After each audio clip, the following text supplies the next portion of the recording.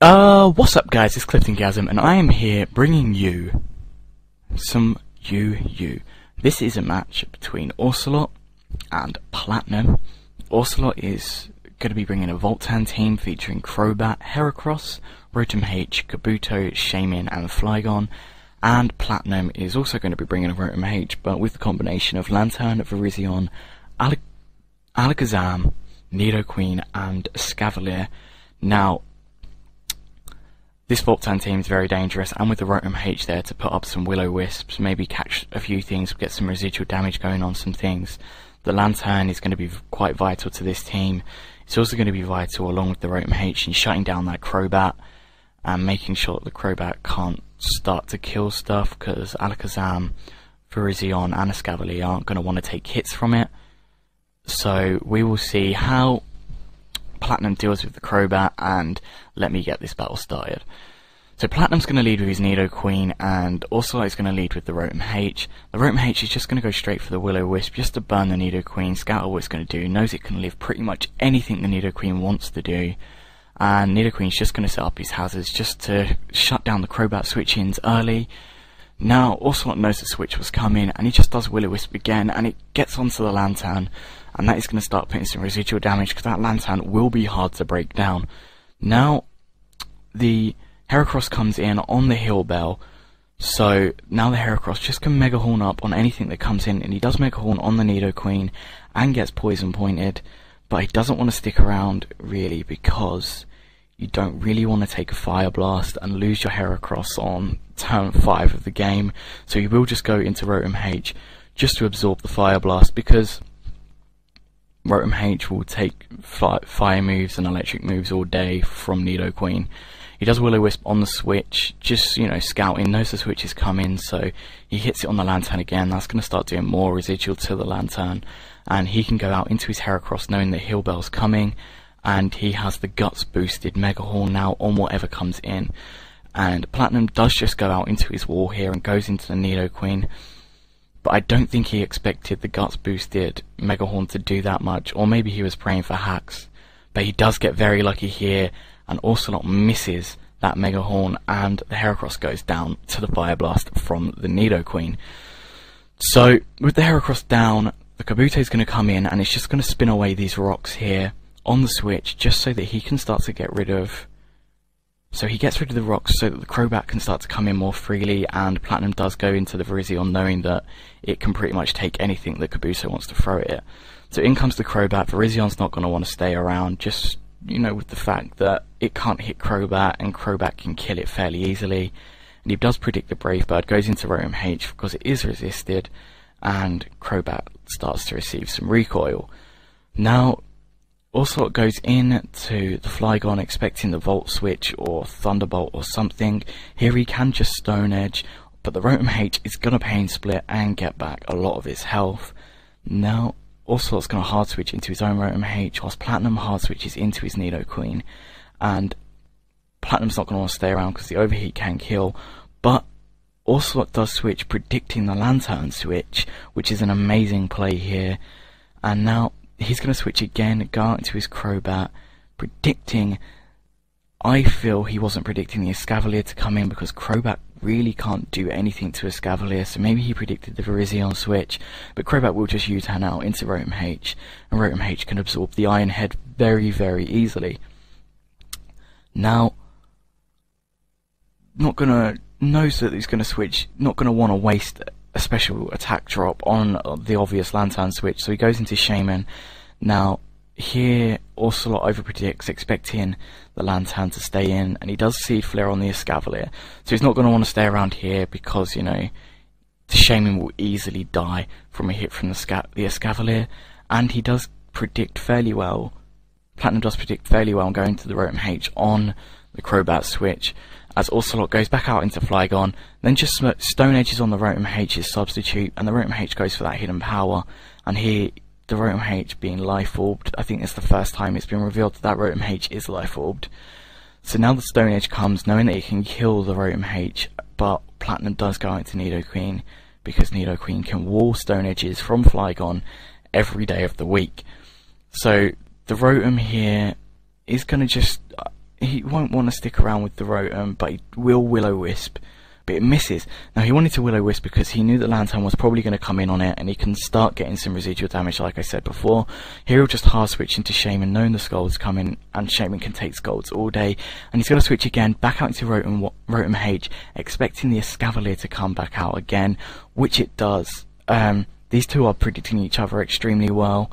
Now the Escavalier is going to go out into Lantern. The Will-O-Wisp is going to come again, and it connects this time, so that is the residual damage back onto the Lantern. So he can start wearing Lantern down slowly. On the Heal Bell, he is going to go into Shaman, and Shaman could Seed Flare this and kill this Lantern, or do a lot of damage to this Lantern, but Platinum's not going to allow it, and he's going to switch into Escavalier, but the Shaman does go for Earth Power, and the Life Orb Earth Power still would have done a lot to the Lantern. But here, Orcelot's going to go out to his Rotom H. Platinum's going to miss his Mega Horn with Escavalier, but I doubt it would have done much to Rotom H, for it would have been resisted. Go into Lantern, and Rotom H is going to Pain Split on that switch, and he does get a lot of regen from that, because he is going to be taking a lot of damage from these switchings on the Stealth Rocks.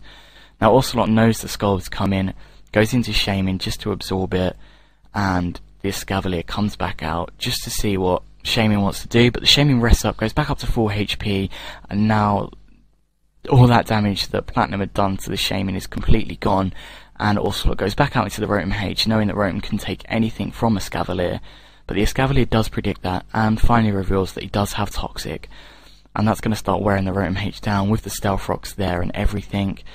Flygon comes out, and the Lantern comes out.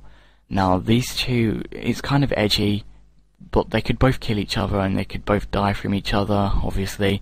But Flygon will just U-turn on the Virizion switch, go into Crobat.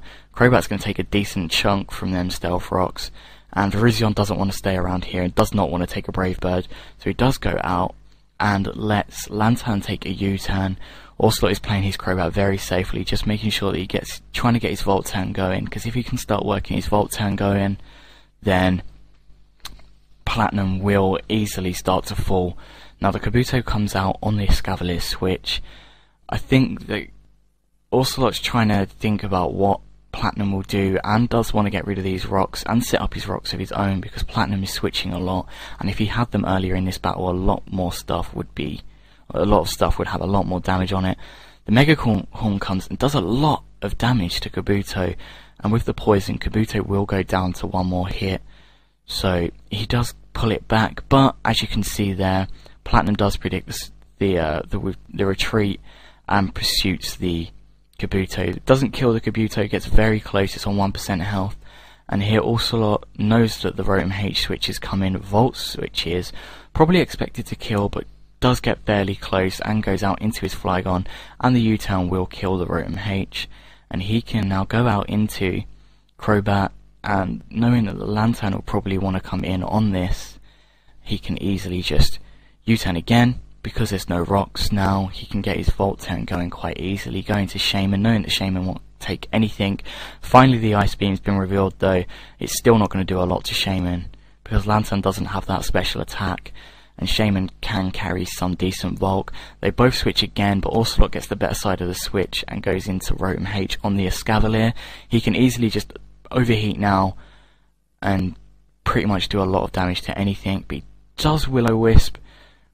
I don't know why he Will-O-Wisp there. I personally would have overheated, but hey, these guys are better than me. The Will-O-Wisp is going to build up some damage on the Lantern, and then he finally goes for the overheat. The second one will easily kill the Lantern, and the Lantern's going to Heal Bell here, predicting the switch.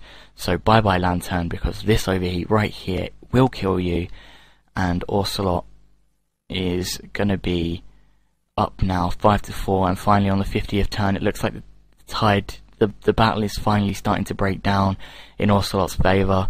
This overheat will kill. I didn't think it would kill when I first watched this battle, but I knew it would kill then.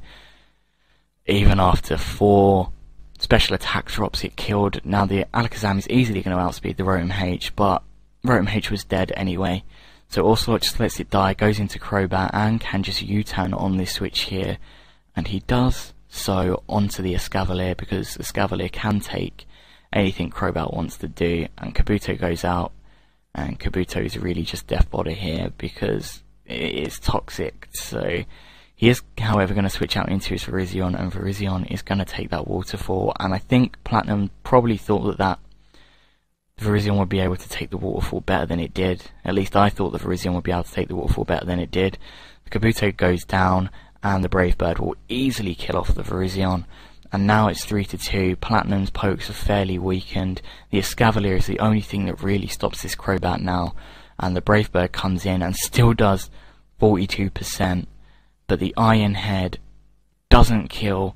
I think Platinum was relying on the Iron Head doing a lot more damage, or Orcelot switching out here. But that Brave Bird will easily kill the Escavalier. The Zam's going to come in. And because of Magic Guard, it won't lose its sash to the rocks. The Brave Bird will hit it. It holds on with its sash. Crobat's going to go down to the Psyshock, but Alakazam is just going to die to this Scarfed Flygon, and that was a good game. It was a very long game. It was a very hard game to narrate.